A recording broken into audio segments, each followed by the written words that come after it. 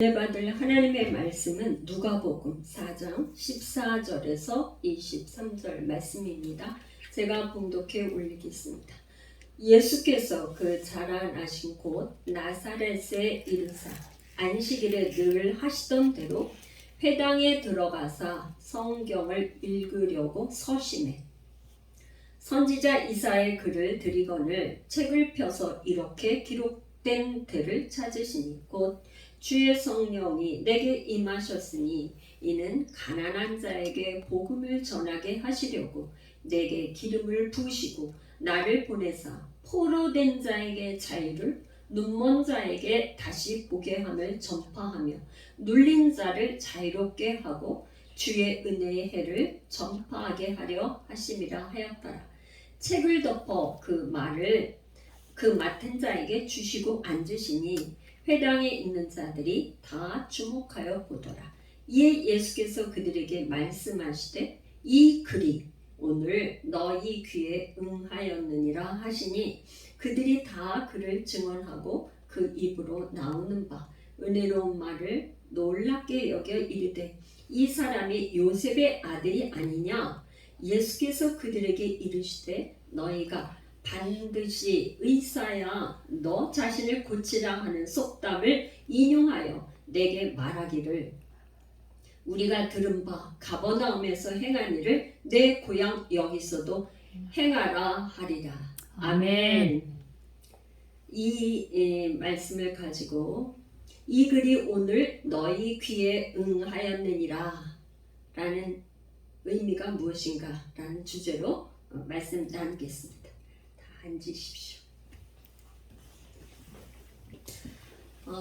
예수님께서 이제 누가복음은 1장 1절에서 쭉 그 사복음서 중에 누가복음은 이미 이루어진 일에 대해서 이루어진 일, 이루어진 일, 사실에 대해서 자세하게 차례대로 이렇게 기록한 복음서입니다. 그래서 사실은 누가복음에는 다른 마태복음, 마가복음에 없는 사복음서에 없는 게 나오는데 그게 바로 예수님의 탄생과 오늘 말씀도 다른 복음서에는 없어요. 그래서 그거를 이제 다뤄보겠습니다. 그래서 예수님이 이제 1장에서 누가복음 1장에서 4장까지는 예수님이 출생부터 사역을 시작하기까지 사역을 준비하는 그런 과정에 대해서 1장부터 4장까지 쭉 기록하고 있습니다. 그래서 이제 지금 1장에서 우리가 지난 시간에 봤는데 세례 요한의 출생, 그 다음에 예수님의 출생이 어떻게 출생이 되었는지 그에 대해 했고요. 그 다음에 이제 예수님이 나시고 난 다음에 예수님이 어린 시절에 대해서 이렇게 나와요. 다른 복음서에는 예수님이 어린 시절에 대해서 기록이 없어요. 그런데 초대교회 때 어떤 사상이 있었냐면 영지주의라는 이단 사상이 있었어요. 그러니까 예수님이 이 땅에 육신으로 오신 것을 부인하는 거죠. 그러니까 그런 영지주의 사상에 대해서 아마 이 누가는 염두에 두고 예수님이 이 땅에 인자, 하나님의 아들이신 분이 사람의 아들로 오셨다는 것을 더 자세하게, 더 확실하게 기록하기 위해서 어린 시절부터 이렇게 나와요. 그래서 예수님이 누구에서 처녀, 동정녀, 마리아에게 나신 이후에 정결 예식이 또 나와요. 정결 예식. 그러니까 산모가 아기를 낳고 나면 부정한데 그게 정결 예식이라고 그래서 딸을 낳으면 여기 지금 레위기 25장에 가면 정결 예식을 어떻게 해야 되는지 쭉 나오는데 그 예식을 하기 위해서 예수님이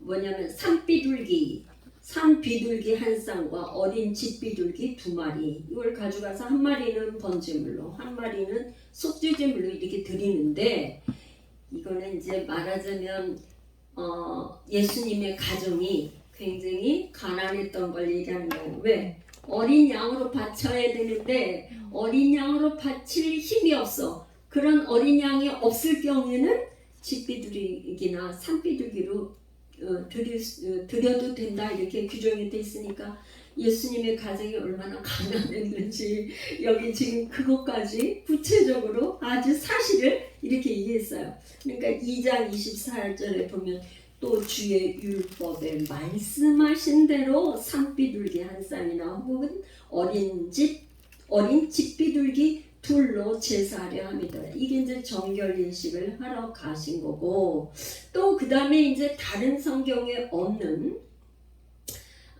예루살렘의 시므온이라는 하나님의 사람 의롭고 경건하여 이스라엘의 위로를 기다리던 자다. 시므온과 또 그 다음에 안나라는 사람이 나와요. 그러니까 이 아셀 지파의 바누엘의 딸 안나라는 사람은 선지자인데 여선지자인데 이 사람은 결혼해서 남편이 일찍 남편을 여의고 과부로 살았어요. 그러니까는 과부로 살면서 늘 아버지 하나님의 성전에서 금식하면서 기도하면서 그랬던 안나와 이 시므온이 예수님에 대해서 증언하는 것을 기록하고 있어요. 그러니까 예수님이 메시아다. 주의 그리스도를 시몬은 뭐라 했냐면 주의 그리스도를 보기 전에는 죽지 아니하리라. 그렇게 성령이 지시를 했다는 거예요. 그런데 이제 말하자면 그리스도 예수님을 봤으니까 이제 내가 이제 죽을 날이 이제 죽을 때가 됐구나. 말하자면 그런 얘기예요. 그러니까 성령께서 너는 그리스도를 보기 전에는 죽지 않는다. 그런데 주를 이제 예수님을 봤기 때문에 죽는다. 그러니까 그렇게 이 누가복음은요 다른 복음서에 비해서 성령의 감동을 받아 성령의 지시를 받아 성령의 능력으로 이런 단어가 많이 나와요. 마태나 마가나 다른 요한복음이나 이런 복음서보다 성령, 감동, 지시를 받았고 능력 이런 단어가 많이 나와요. 다른 복음서보다. 그래서 그 시므온도 그렇고 안나도 그렇고 성령께서 그렇게 가르쳐 주셨다 하는 것을 이렇게 얘기하고 있어요. 그래서 안나와 시므온은 예수님이 어린 시절에 그 정결예식을 하러 예루살렘 성전에 왔는데 이분이 메시아라는 걸 그리스도라는 걸 알아봤어요. 어떻게 해서? 성령께서 가르쳐줘서 성령이 감동이 되고 성령이 지시해줘서 그렇게 가르쳐 주었다라는 거를 이제 말씀을 성경의 2장에는 기록하고 있고요. 이제 예수님이 세례를 받으신 이후에 오늘 이제 우리가 관심 있게 봐야 되는 거는 4장 오늘 하나님의 말씀 성경 봉독한 그 본문인데요. 예수님이 이제 사역을 시작하는데 처음에 이제 갈릴리 지방 예수님이 자라난 곳은 어디예요? 나사렛 자라나신 곳에 나사렛에 가서 안식일날 늘 회당에 가셔서 제사 예배 드렸던 것처럼 회당에 들어가신 거예요. 그러니까 그때 당시에 예수님이 당시에는 회당이 있었던 거예요. 회당은 어떤 거냐면 남자 유태인 10명이 이상이 되면 회당을 지을 수 있어요. 회당. 그래서 그 회당에서 이 말씀을 읽고 이렇게 하는데 예수님이 그 이제 거기 성경을 읽으려고 여기도 보니까 서심해. 성경 읽을 때 어떻게 했다고요? 서심해. 그래 우리도 섰죠. 그래서 선지자 이사야의 글을 드리거늘 책을 펴서 이렇게 기록된 데를 찾으셨는데 그게 바로 오늘 본문인데 이 말씀은 이사야 선지자 61장이에요. 그러니까 여러분들이 이사야 61장을 옆에다 이렇게 펴놓고 또 이렇게 오늘 말씀을 이렇게 잘 들으시면 굉장히 좋습니다. 이사야 61장 1절에서 쭉 그거하고 비교해서 이렇게 보시면 좋습니다. 이사야 61장을 읽는데 이사야 61장 그 본문을 읽는데 예수님이 조금 다르게 읽으셨어요. 이사야 61장하고 비교를 하면 주의 성령이 내게 임하셨으니 여기는 뭐냐면 주 여호와의 영이 내게 내리셨으니 이는 여호와께서 내게 기름을 부으사 가난한 자에게 아름다운 소식을 전하게 하려 하심이라. 그 다음에 나를 보내사 마음이 상한 자를 고치며, 근데 이 마음이 상한 자를 고치며라는 이 구절은 예수님이 읽질 않으셨어요. 그리고 포로된 자에게 자유를, 갇힌 자에게 노임을 선포하며 여호와의 은혜의 해와 우리 하나님의 복복의 날을 선포하며. 그러니까 조금 이 이사야서 61장에 있는 내용과 예수님은 약간 다르게 읽으셨어요. 그래서 제가 이제 지금 칠판에 조금 정리해 놨는데 예수님이 이사야 61장에는 마음이 상한 자를 고치며 이렇게 된 걸 예수님이 안 읽으시고 어떻게 읽으셨냐면 눌린 자를 자유롭게 하고 이렇게 읽으셨어요. 그 다음에 갇힌 자에게 노임을 선포하며 이거를 대신 눈먼 자에게 다시 보게 함을 전파하며 이렇게 읽으신 다음에 2절의 후반부에는 뭐라고 그랬냐면은 주의 은혜의 해를 전파하게 하려 하심이라 하고 여기서 끝나고 보복의 날 심판의 구절에 대해서는 그 다음에는 읽지를 않으셨어요.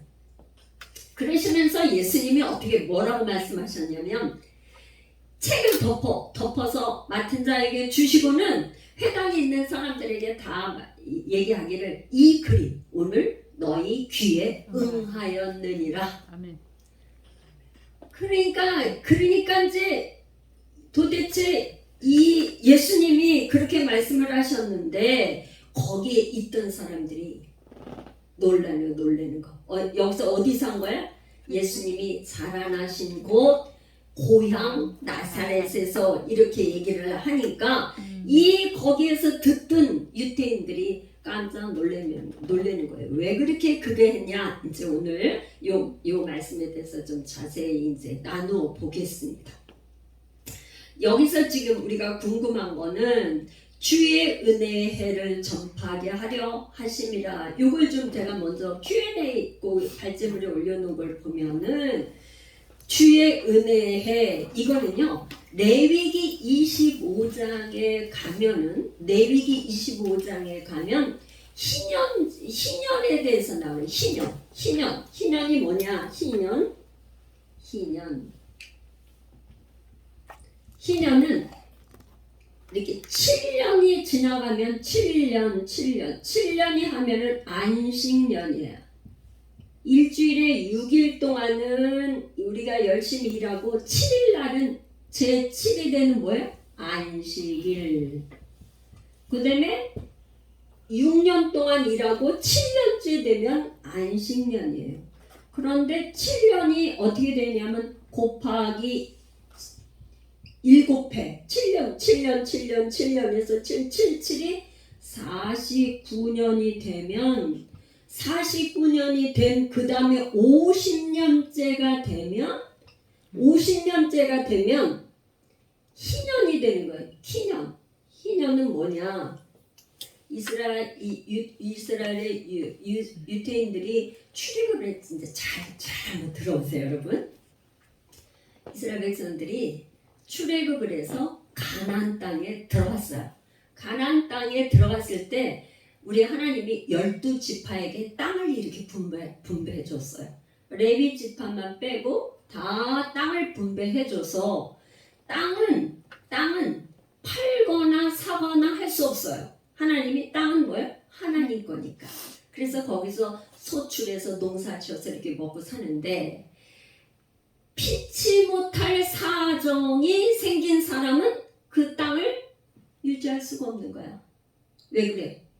먹고 살 일이 없고 가난하고 여러 가지 사정이 생겨서 그리고 그 당시에 뭐 여러 가지 이유가 있겠죠. 뭐 아프거나 뭐 또 그 다음에 아들이 없어서 노동력이 없거나 하여튼 여러 가지 이유로 인해서 그 땅을 지킬 수가 없고 그럴 때에는 땅을 자기가 소유를 못하고 땅을 다른 사람한테 팔게 돼.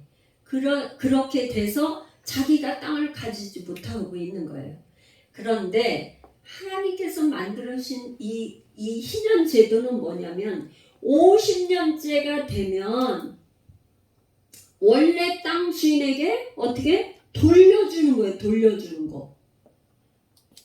네? 여러분 좋아요 안 좋아요? 여러분들이 지금 잘 이해가 안 돼. 우리가 지금 세상 돌아가는 걸로 봐가지고는 이 희년이라는 말이 도대체 납득이 안 가요. 그러니까 하나님이 정해놓으신 이거는 뭐냐? 자기가 원래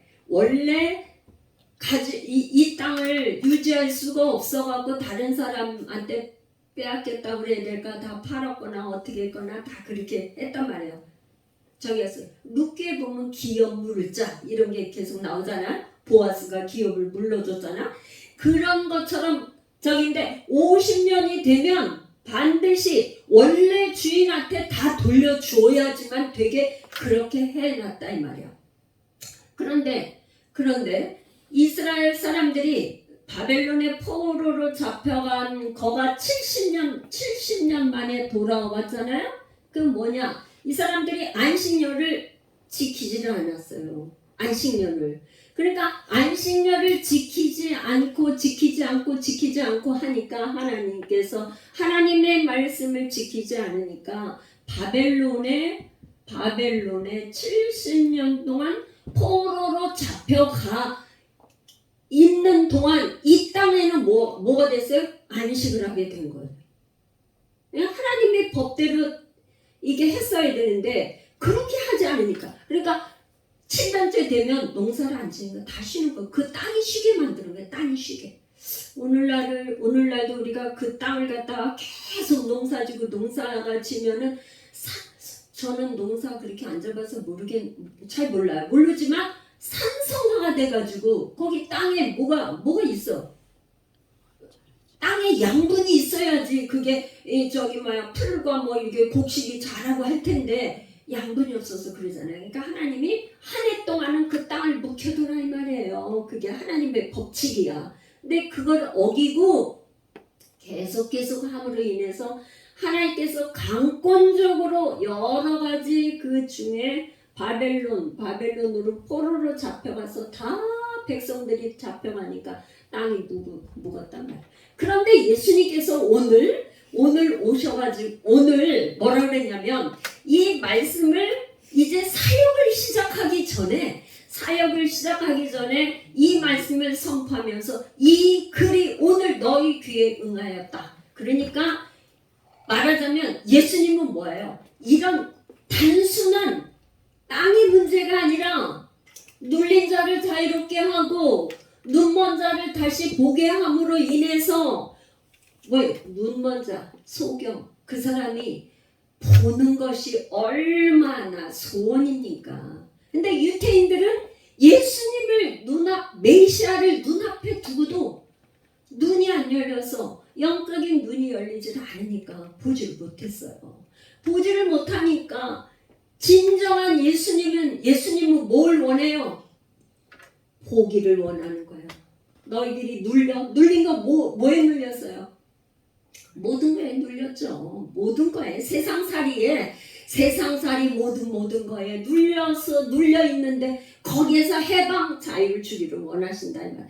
예수님은 진정한 이 땅에 오신 목적이 우리에게 자유를 주시기로 위해서 오신 거예요. 희년이 뭐예요? 모든 것이 하나님이 창조하셨을 때에 그 모습으로 새 창조가 일어나는 거 뭐냐? 새롭게 희년이 된다는 거 다 다시 회복되는 거예요. 회복. 진정한 우리에게 은혜는 뭐냐? 다 회복이 되는 거예요. 하나님이 창조하신 그 질서대로 회복되는 거. 그렇게 은혜의 해를 전파하게 하려고 예수님이 이 땅에 오셨는데 이 글이 너희에게 응해졌다. 이렇게 얘기하니까 유태인들이 이렇게 늘 믿고 있었는데 뭘 믿고 있었냐면 이사야서 61장은 메시아에 대한 선언이라는 것을 알고 있고 메시아가 이 땅에 오면 분명히 이거를 선포할 거다 이렇게 생각을 하고 있었다는 거예요. 그런데 예수님이 지금 이 글을 이사야 61장을 선포하니까 나사렛에서 예수님이 어려서 마리아에게 나서 요셉의 아들로 태어나서 자란 걸 다 봤는데 하루아침에 이게 이사야 61장을 선포하면서 자기가 메시아인 것을 얘기하니까 얼마나 놀랬겠어요. 말도 안 되는 소리. 여러분들이 생각해도 유대인들 뭐라고 할 게 아니라 우리도 그 입장이 됐다면 이건 정말 굉장한 일이야. 그래서 말하자면 신명기에 뭐라 그랬냐면 거짓 선지자가 나타나면 어떻게 신명기에는 반드시 죽이게 됐어요. 책임지고. 그러니까 여기 지금 뭐라 그랬냐면 그 다음에 보니까 그들이 다 그를 증언하고 그 입으로 나오는 바 은혜로운 말을 놀랍게 여겨 이르되 이상해요. 은혜로운 말을 놀랍게 여겼다고 하면은 아니 예수님이 선포한 거에 대해서 은혜를 받았다는 얘기인가? 그런데 사실은 뭐라 그랬냐면 그 뒤를 봐야 돼. 그 뒤는 뭐라? 이 사람이 요셉의 아들이 아니냐. 요셉의 아들인데 어떻게 이렇게 나사렛에서 난 요셉의 아들이 선지자 메시아가 될 수 있느냐? 이거는 거짓. 이건 말이 안 된다. 그러면서 이제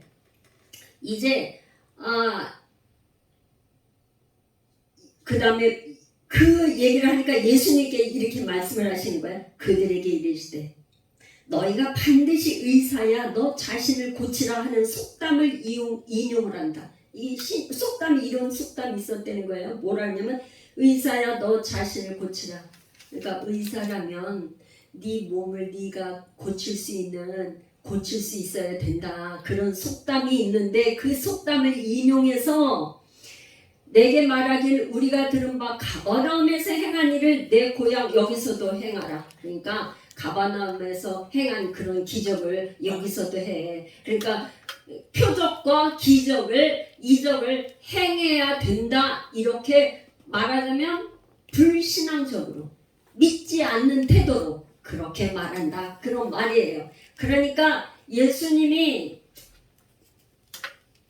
이렇게 얘기하는 이들에게 두 사람의 이야기를 지금 예화가 아니라 역사적으로 있었던 일을 이야기하고 있어요. 자, 이거는 조금 이제 다시 지울게요.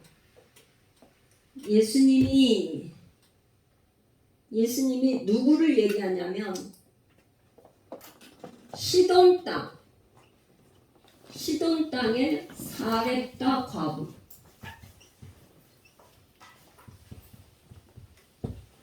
그 다음에 수리아의 나만 장군. 이 두 사람의 이야기를 예수님이 갑자기 꺼내는 거예요. 너희들이 그렇게 나를 지금 예수님은 뭐냐면 이 나사렛 고향의 이 사람들이 지금 무슨 생각을 품고 있는지를 이미 다 파악을 다 하고는 예수님께서 두 사람의 이야기를 꺼내요. 이 사람은 시돈 땅은 어디냐면 이 시돈 땅은 무슨 땅이냐면 바알과 아스타롯. 그러니까 바알신을 섬기는 바알의 본산지. 그러니까 이게 언제 때 이야기는 이스라엘의 가장 악한 왕 아방 때 유명한 선지자 엘리야 시대 때예요. 바알의 본산지에 있는 사렙다 과부 이야기를 꺼내는데 이 아방이 누구하고 결혼했냐면 이 시돈 땅에 있는 옛 바알의 그 왕의 딸 이세벨하고 결혼을 해서 아방이 이세벨하고 결혼을 하니까 이세벨하고 결혼을 해서 이 이스라엘 나라가 전체가 바알이 국교가 될 정도로 완전히 하나님 여호와 신앙을 버리고 바알이 국교가 됐어. 그래서 이제 엘리야가 이제 그 당시에 열왕기상 17장 18장에 보면은 3년 6개월 동안 비가 내리지 않는 것을 선포하고 이제 그리 시냇가에 가서 하나님께서 떡과 물은 그리 시냇가 물을 먹고 떡은 어떻게 했냐? 까마귀가 먹여다 주는, 까마귀가 날라다 주는 그 떡을 먹고 물을 마시고 그리 시냇가에서 그러고 살았단 말이야. 근데 그리 시냇가 물도 다 말라버렸어 이제. 그러니까 하나님께서 어떻게 했냐면 너가 시돈 땅에 일어나서 사렙다로 가라. 그러면 내가 그 과부 한 사람한테 내가 명령을 해서 너에게 음식을 공개하도록 내가 명령을 하겠다. 이렇게 얘기를 한 거예요. 우리 왕상 열왕기상 17장 그 본문이 그렇게 돼 있나 좀 한번 봅시다. 열왕기상 17장 9절 너는 일어나 시돈에 속한 사르밧으로 가서 거기 머물라. 내가 그곳 과부에게 명령하여 내게 음식을 주게 하였느니라. 하나님이 어떻게 됐냐면 유태인들 그 많은 저기에 유대인들 이스라엘의 사마리아의 그 많은 사람들 중에서 다 제껴놓고 어디로 보냈어요? 이방 땅 시돈 땅으로 보내서 사렙다 있는 그것도 과부가 어떻게 사는 아들 하나하고 과부가 아들 하나하고 사는데 3년 6개월 동안 이제 비가 안 오니까 마르고 초목이 다 물이 없죠. 물이 없으니까 뭐 푸성기나 뭐가 날 수 있어요. 짐승이 저기 아무것도 없어서 먹을 게 완전히 없어졌어. 근데 하나님이 사렙다 그 동네로 가라고 그랬는데 이제 엘리야 선지자가 그 동네에 갔더니 어떤 가부가 눈에 띄는 거예요. 나뭇가지를 주워서 이제 어떻게 이제 떡을 만들려고 하는 것 같아. 그러니까 그 과부한테 나한테 물을 한 잔 달라고 그래. 물. 그런데 물을 주려고 그래. 여러분 지금 우리 여기 정수기 틀면 물 나오죠? 저 수도 틀면 물 나오죠? 여기에서 물 주는 거가 뭐가 어렵습니까? 물 주는 거가. 그런데 거기에서 지금 사마리아 그 다음에 이 시돈 땅 그 일대는 시돈은 그 위에 사마리아에서 거기에서는 지금 어떻게 가뭄이 들어서 가뭄이 1년 2년 3년 계속 가뭄이 들으니까 아무것도 먹을 게 없는데 물이 없는데 거기서 물을 달라고 하는 거는 이거는 보통 저기 한 게 아니라 자기 먹을 물도 없는데 근데 이 여인이 물을 주려고 그래.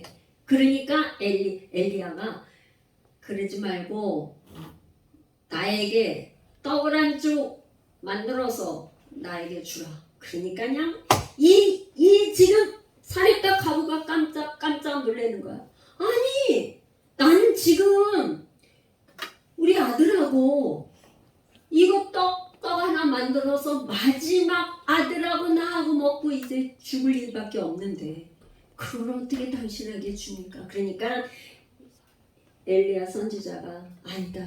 나에게 먼저 너가 그렇게 하더라도 나한테 먼저 주면 네 기름병에 기름이 마르지 않고 내 떡반죽 그릇 그 가루에 그게 가루가 마르지 않아.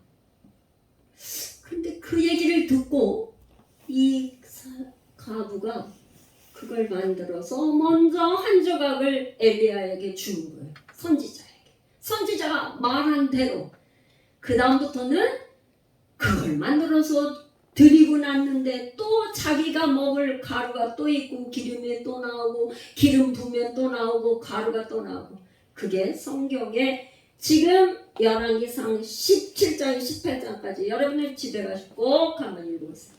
그렇게 해서 했다는 그 이야기를 오늘 예수님이 얘기를 하고 있는 거예요. 예수님이 그 세랍대 과부에게 유태인들 이스라엘의 한 사람에게도 하나님이 보내지를 않았다 이거예요. 왜 안 보냈을까요? 이 엘리야가 얼마나 능력 있는 사람이에요. 엘리야가 어떤 사람? 그 당시에 바알과 아세라 갈멜산에서 둘의 선지자 갈멜산에서 450명 대 400명 850명의 바알과 아세라 신을 섬기는 그 사람들과 대결해서 갈멜산에서 이긴 불의 선지자예요. 불의 선지자. 그런데 이 선지자가 아무리 능력의 선지자가 있는데도 아무도 믿지를 않으니까 하나님을 믿지 않고 바알을 믿으니까 하나님이 시돈 땅에 사렙다 과부에게 보냈다 이 말이에요. 또 하나를 얘기해요. 수리아는 어디냐면 아람이에요. 아람의 나아만은 군대 장관인데 하나님이 성경에 보면 이거는 열왕기하의 5장에 나와요. 나중에 또 여러분들이 집에 가셔서 왕상과 왕하를 한번 보세요. 예수님이 오셔서 두 사람의 이야기를 이렇게 얘기를 할 때는 중요하니까 저도 이 지금 누가복음에 예수님이 직접 말했으니까 굉장한 사건이에요. 그러니까 아람 군대의 군대 장관인데 하나님께서 이 군대 장관이 나아가서 전에 싸웠는데 이기게 하셨더라. 그래서 이 사람이 뭐냐면 아람 왕한테 굉장히 인정을 받아 존귀한 자로 여김을 받았어요. 그런 사람이 한 가지 고민이 있어. 그게 뭐냐면 나병이야. 그때 당시에 나병을 고칠 수 있어요, 없어? 고치지 못해. 이 사람은 왕한테도 굉장히 인정받고 전쟁터에 가서도 이기고 나라에서는 굉장히 존귀한 자로 인정을 받고 있었지만 자기가 숨길 수 없는 몸에 나병이 들어있으니까 그게 가장 자기한테 수치스럽고 치욕적이고 자기의 결점이고 그거로 인해서 고통받고 있는 사람이었어. 그랬는데 거기에 이 나만 장군의 아내가 그러니까 말하자면 나만 장군이 전쟁터에 가서 이 이스라엘하고 싸웠을 때 거기 이스라엘에서 한 여자 계집종을 전쟁 포로죠. 다른 게 아니라 포로로 데려와서 몸종으로 해서 그 집에서 일하고 있는 거예요. 이스라엘에.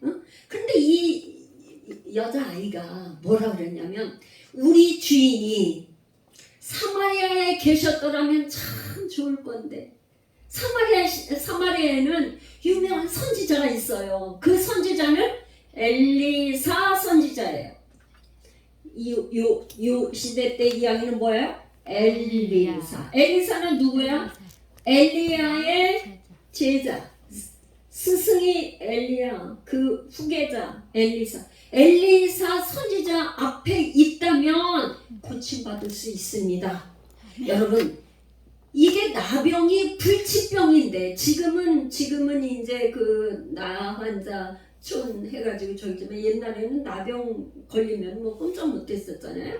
근데 지금은 이제 저기 정복이 됐지만 그때 당시에 나병이라면 도저히 불가능한 불치의 병에 걸린 이 나만 장군한테 뭐라냐면 우리 주인이 사마리아에 계셨더라면 이 병을 고칠 수 있는데 그런 얘기를 하는 거예요.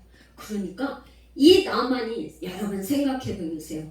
자기 집에 종이야, 여자 종, 심부름꾼 그 아이가 그것도 어린 아이가 얘기하는 거를 듣고 왕한테 얘기를 하는 거야. 아람 왕한테. 왕이시여, 나야 왕이시여, 내가 얘기를 우리 집에 있는 여종한테 얘기를 들으니까 사마리아에는 사마리아에 가면 내 병을 고칠 수 있다고 합니다. 그러니까 그냥 아람 왕이 거기다가 편지까지 쓰고 그 다음에 금과 은과 선물을 바리바리 싸가지고 이 나만 장군을 이스라엘에 보냈어.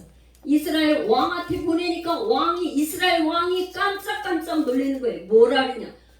아니, 내가 어떻게 하나님인가? 내가 어떻게 이 나병을 어떻게 날 보고 고치라고 하나? 그랬더니 그 밑에 부하가 아닙니다. 엘리사가 그 소식을 듣고 나한테 보내라.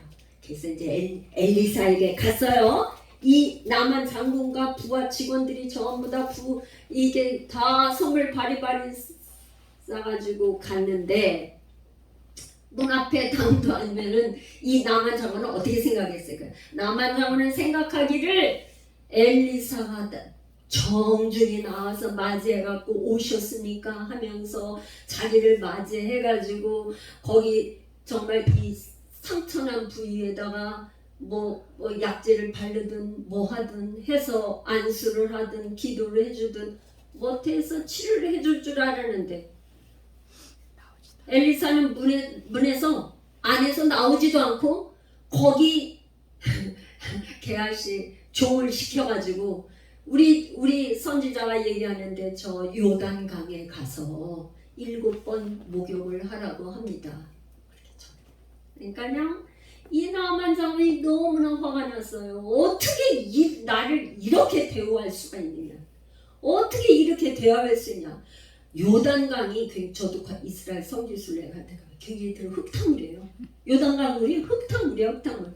그런데 아니 내가 요단강에서 씻혀서 깨끗하게 될 거라면 나의 고향 다메섹에 있는 거기는 뭐냐? 헬몬산에서 내려오는 저기 계곡의 물이 굉장히 좋아. 굉장히 깨끗해.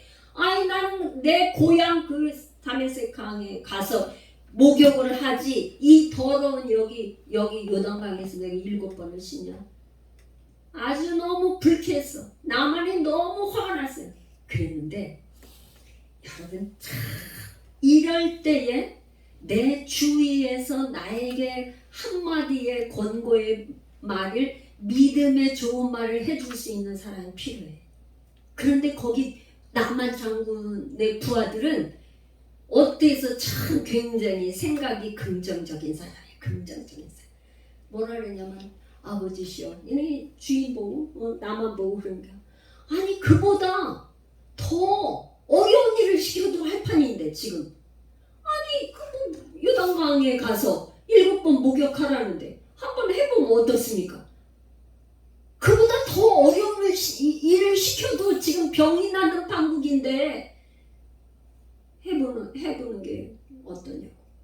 그러니까 밑에 지금 부하들의 말을 듣고 요단강에서 한 번, 2번, 3번, 6번까지는 아무런 반응이 없었을 거예요. 7번을 목욕을 하고 나오니까 완전히 어린아이 피부와 같이 되었더라. 할렐루야. 아멘. 어린아이 피부. 우리가 있잖아요. 지금 벌써 막 40대, 50대, 60대만 돼도 그냥 피부가 막 죽으려고. 이 나만은 지금 나이가 꽤 많은 사람인데 피부가 어린아이와 같이 더 젊어진 거예요. 피부가 그냥 고친 정도가 아니라 어린아이와의 피부가 같이. 그런데 예수님이 있잖아요. 엘리야 시대와 엘리사 시대 때 이 열왕기 상하에 가장 능력 있는, 그러니까 엘리야 시대 때 너무너무 능력 있는 선지자 엘리사 두 선지자 시대 때에 이스라엘은 그렇게 믿음 있는 사람이 없었다는 걸 얘기를 하는 거예요. 그러면서 뭐냐? 엘리야보다 더 능력 있는 하나님의 아들이 이 땅에 와서 내가 메시아라고 선포를 해도 너희들이 믿지를 않아. 그걸 지금 얘기를 하고 있는 거예요. 그래서 예수님은 지금 너희들은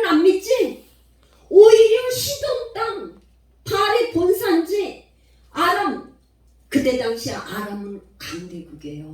강대국이라고. 그런데 그래서 예수님 당시에는 언어가 무슨 언어를 썼냐? 아람어를 썼다. 아람어. 여러분 이스라엘 사람들이 자기 나라 말을 유지하지 못하고 아람어를 썼다는 건 뭐예요? 소국이 됐다는 말이죠. 우리나라 옛날 이제 36년 때에 있는 동안에 우리가 어떤 말을 썼어요? 일본 말을 썼잖아. 우리가 또 이게 옛날에 이게 한글이 이렇게 한글로 저기 되냐고 중국말로 성경이 번역됐잖아요. 옛날엔 중국어로 번역돼 있던 게 그 다음에 한국말로 이렇게 번역됐잖아요. 그러니까 말하자면 이스라엘은요, 이 지금 아람의 속국으로 있었던 시대에 예수님 당시에는 예수님도 아람어를 썼다고요.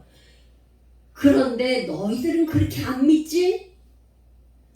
두 사람이 얘기한 거야. 그러니까 강대국의 아람, 강대국의 남한은 군대 총사령관 정도 되는 사람일 거예요 아마. 그런 총사령관, 아주 힘 있는 사람, 높은 지위에 있던 사람 한 사람. 그 다음에 시돈 땅에 사렙다 과부니까 여러분 옛날이나 지금이나 과부팔자, 과부는 너무 힘이 없잖아.